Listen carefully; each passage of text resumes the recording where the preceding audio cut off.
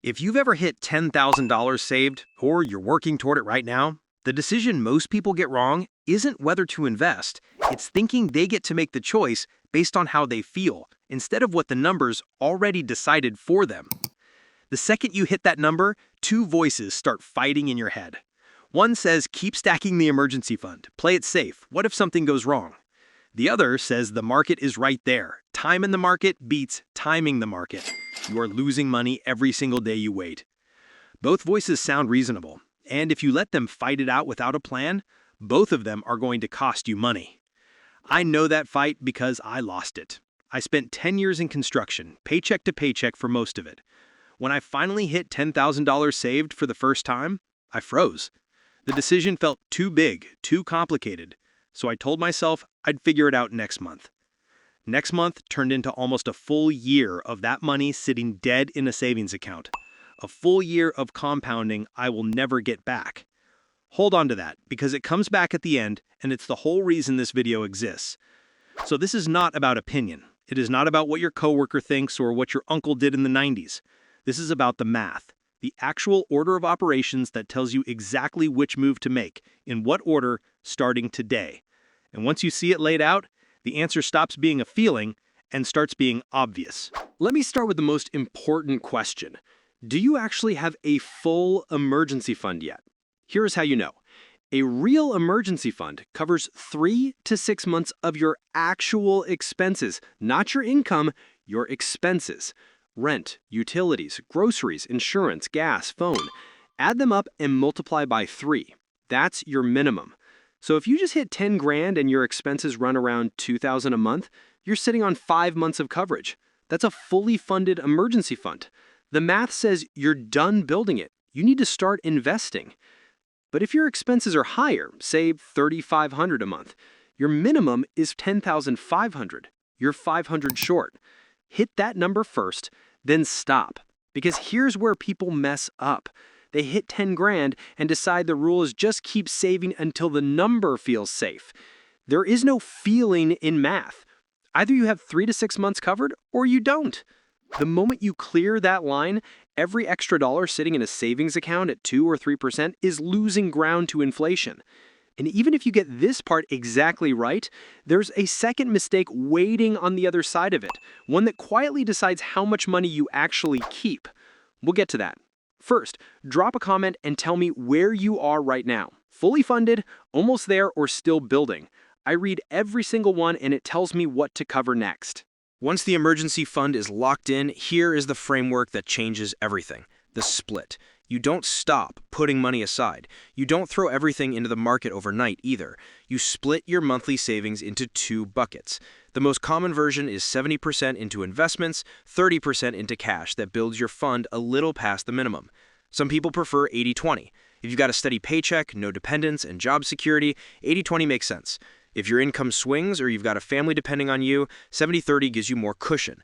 And to be clear, because this is exactly where people get confused, the split is not forever. You are not building cash for the rest of your life. It's a bridge, the thing you do for a few months while you cross from saving mode into full investing mode. Once you're across, it's almost all investing. Now, where does the money actually go? Because this is where people make another expensive mistake. They know they want to invest, but they don't know the order. So they either do nothing or they dump money into a random account and start picking stocks. Here is the correct order. Step 1 is your employer's 401k, up to the match. If your employer matches 4%, you put in at least 4%. This is not optional. An employer matches a 100% instant return on your money. Nothing in the stock market guarantees that. You do not walk past free money.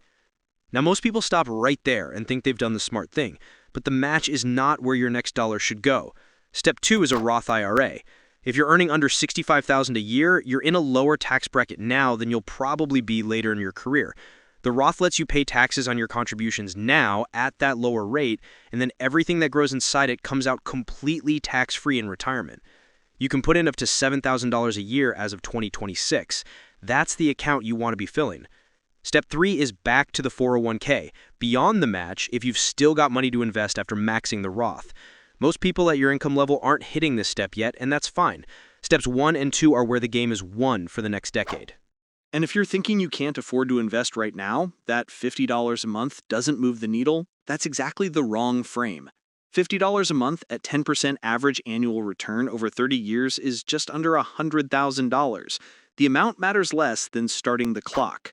So, what do you actually buy inside these accounts? One thing: index funds. A total market index fund or an S&P 500 index fund. These own tiny pieces of hundreds or thousands of companies at once. You're not picking winners. You're buying the whole market and letting it grow. Historically, the S&P 500 has averaged around 10% a year over long stretches. Some years it drops, some years it surges, but over 10, 20, 30 years the direction has always been up. And here comes the mistake that quietly costs people six figures. Fees. Picture two investors. Same starting amount, same contributions every month, same market, same returns. 30 years later, one has $500,000. The other has hundreds of thousands less. The difference wasn't stock picking. It wasn't luck. It was fees. One paid 1% a year, the other paid 0.05. That's it. Actively managed funds charge that 1 to 2%. Index funds at places like Fidelity or Vanguard often charge less than 0.1. The math is not close. Whew. Which brings me back to the mistake I promised at the start. The most dangerous thing that happens at the $10,000 mark is not picking the wrong fund, it's stopping completely. You built momentum, you were putting money away every month. Then you hit a milestone, the decision feels complicated, and you pause. Next month becomes 3 months, 3 months becomes you sitting on the same $10,000 a year later, losing real purchasing power to inflation, while your coworker who just picked an index fund and didn't overthink it is already pulling ahead. That was my lost year. And here's the part that still gets me. It wasn't a year I made a bad decision. It was a year I avoided making one. The stopping was the mistake, not pausing to think, refusing to act. Here's what you do this week. First, log into your benefits portal and confirm you're capturing the full 401k match. If not, fix it today. It's the highest return move available to you. Second, open a Roth IRA if you don't have one. Fidelity and Schwab both have no minimum. Third, inside that Roth, put the money into a total market indexed fund and set up automatic contributions, even 50 or 100 a month to start. Fourth, if your emergency fund is still a little short, keep part of your savings in cash until you hit the number, then flip to full investing. That's the entire order of operations. Emergency fund covered first, then employer match, then Roth IRA, then index funds, then keep splitting and scaling as your income grows. And here's where it leads. Picture yourself 5, 10 years from now. Your emergency fund is sitting there, untouched and solid. Your Roth has been quietly growing the whole time. A bad market year shows up, and it doesn't scare you because you understand the system you built and you know it always pointed up over time. You're not refreshing your account in a panic. You're not starting over. You're just letting it run. That calm, that's what the decision you make at $10,000 is actually buying you, not a number. A version of yourself that doesn't lie awake doing the math the way you might be doing it right now. You don't need a financial advisor for this. You don't need to understand every detail of how markets work. You need to know the order, follow the order, and not stop moving. $10,000 is not the finish line. It's the starting line for the next phase.